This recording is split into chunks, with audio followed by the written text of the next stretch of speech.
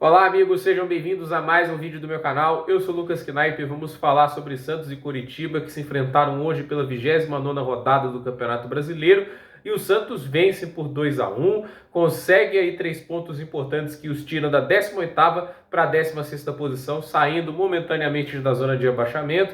Tem que colocar momentaneamente porque eu não sei se é para sempre, se o Santos vai conseguir daqui para frente emplacar boas sequências de resultados e não ser rebaixado. Isso é a grande incógnita, né? O Santos vem até com um bom trabalho do Marcelo Fernandes como interino, permanente, né? Permanente até o fim da temporada pelo menos, mas são 4 vitórias e 2 derrotas. Vieram de uma partida trágica, o time levou 7-1 no Internacional.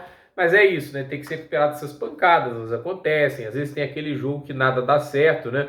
Hoje o Santos tinha o retorno do João Paulo, que fez falta naquela partida. Então, tinha um goleiro titular. E o Santos hoje, mais uma vez, mostrou postura de quem quer sobreviver na Série A, muita entrega dos jogadores. Não foi tão organizado quanto em outras partidas, evidentemente, mas isso também tem tudo a ver com a carga que tinha no jogo anterior e toda a pressão que está em cima dos atletas, porque sabe que um tropeço é muito complicado de lidar. Mas no contexto geral, o Santos foi melhor e mereceu a vitória, né? Eu até agora não entendi porque a arbitragem anulou o gol do Marcos Leonardo, né? O terceiro, porque eles usam o braço como referência, né? Tipo, se a bola bate no braço, você anula a jogada, essa é verdade. Mas a arbitragem brasileira inventando essas coisas e no final das contas a gente tem um lance muito controverso para falar. Mas acho que assim, o Santos ele tá numa situação difícil esse ano, porque é aquela história, né? Desde que o Jorge Sampaoli saiu, ele fez aquelas contratações a rodo, né? O Santos se endividou para satisfazer podemos dizer, os desejos do técnico argentino. E com isso, nos anos seguintes foi só vender jogadores para equilibrar o caixa. Óbvio que a culpa não é só do Sampaoli, são anos de má gestão que atrapalharam o Santos e levaram o time a um colapso fiscal. E era só vender jogador, vender, aí contratava um ou outro, mas o elenco do Santos só foi caindo de nível e chegou nesse ponto que está agora, né? E eles tomaram decisões como vender o Ângelo, vender o David Washington, jogadores que ambos foram negociados para o Chelsea.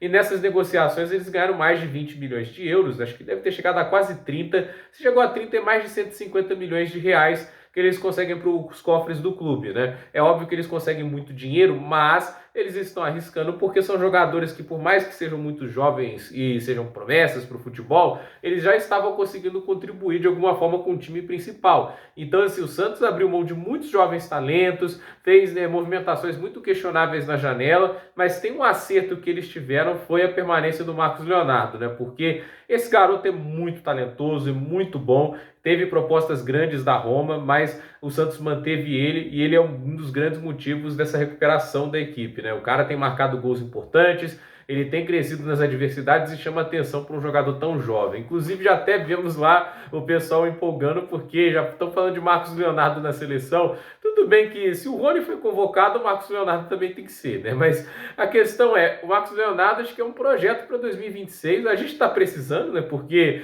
nas opções de 9 é o Matheus Cunha, o Richarlison, que está 10 meses sem marcar um gol pela seleção, e assim, nenhum dos dois jogadores, nem Richarlison nem Gabriel Jesus, participaram para gols neste ano. Então, assim, só para você ter ideia, pela seleção, evidentemente, né? Nos seus clubes, obviamente, eles tiveram suas participações, mas Gabriel Jesus, por exemplo, nos últimos 4 anos com a seleção brasileira, marcou um gol. Então, esse tipo de situação está frustrando a gente, está bem sustentável, e a gente fica aí na esperança de que o Vitor Roque, o Endrick, o Marcos Leonardo não possam assumir essa posição no futuro. O Brasil precisa de um 9 goleador, e olha, que campeonato brasileiro faz ele, mais uma vez, marcando o gol da virada, jogando demais, é um jogador realmente especial. Para o Coritiba, a gente tem que dizer uma coisa, né? Tá feia a situação, mesmo com a SAF, né? Mesmo injetando dinheiro, contratando alguns jogadores, o time não melhorou o suficiente, taticamente foi muito previsível quase que a temporada inteira e tá um pé e meio na Série B, né? Eu quero ver como vai ser o investimento da SAF com o clube na segunda divisão.